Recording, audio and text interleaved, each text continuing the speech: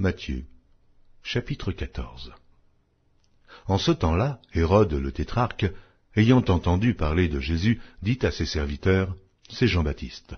Il est ressuscité des morts et c'est pour cela qu'il se fait par lui des miracles. » Car Hérode avait fait arrêter Jean, l'avait lié et mis en prison à cause d'Hérodias, femme de Philippe, son frère, parce que Jean lui disait, « Il ne t'est pas permis de l'avoir pour femme. » Il voulait le faire mourir, mais il craignait la foule parce qu'elle regardait Jean comme un prophète.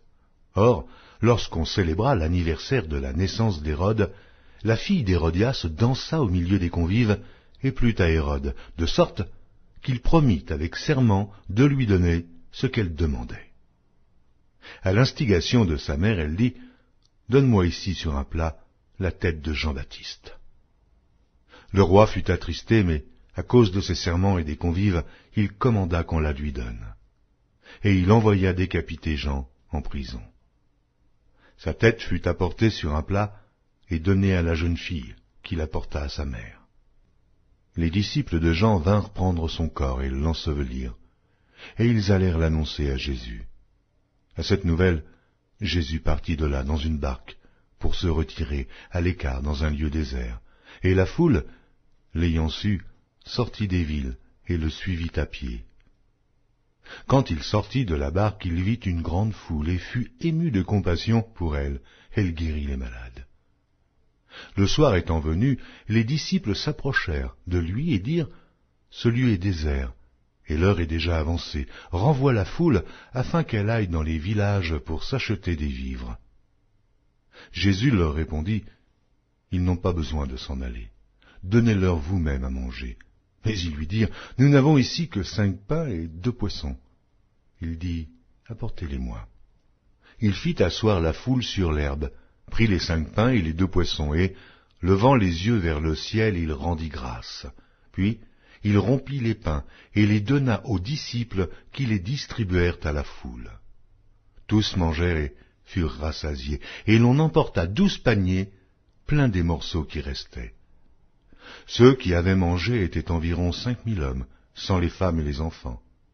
Aussitôt après, il obligea les disciples à monter dans la barque et à passer avant lui de l'autre côté, pendant qu'il renverrait la foule. Quand il l'eut renvoyé, il monta sur la montagne pour prier à l'écart, et, comme le soir était venu, il était là, seul. La barque déjà au milieu de la mer était battue par les flots, et le vent était contraire. À la 4e veille de la nuit, Jésus alla vers eux, marchant sur la mer.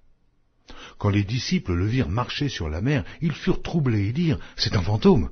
Et dans leur frayeur, ils poussèrent des cris. Jésus leur dit aussitôt, « Rassurez-vous, c'est moi, n'ayez pas peur. » Pierre lui répondit, « Seigneur, si c'est toi, ordonne que j'aille vers toi sur les eaux. » Et il dit, « Viens. » Pierre sortit de la barque et marcha sur les eaux pour aller vers Jésus. Mais voyant que le vent était fort, il eut peur, et comme il commençait à enfoncer, il s'écria, « Seigneur, sauve-moi !» Aussitôt Jésus étendit la main, le saisit et lui dit, « Homme de peu de foi, pourquoi as-tu douté ?» Et ils montèrent dans la barque, et le vent cessa. Ceux qui étaient dans la barque vinrent se prosterner devant Jésus et dirent, « Tu es véritablement le Fils de Dieu. » Après avoir traversé la mer, ils vinrent dans le pays de Génézareth. Les gens de ce lieu, ayant reconnu Jésus, envoyèrent des messagers dans tous les environs, et on lui amena tous les malades. Ils le prièrent de leur permettre seulement de toucher le bord de son vêtement, et tous ceux qui le touchèrent furent guéris.